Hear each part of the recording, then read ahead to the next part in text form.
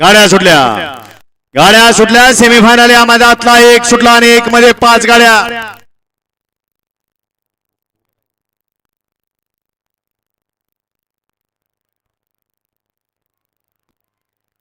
अतिशय सुंदर अशी लढत झाली. कसं आहे कुणी कुणाला कमी समजायचं नाही.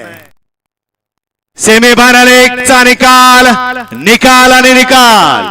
सेमीफायनल 1 चा निकाल आहे. तास क्रमांक 2 मधून धावली गाडी चौंडेश्वरी प्रसन्न ललगुण ही गाडी सेमीला पात्र.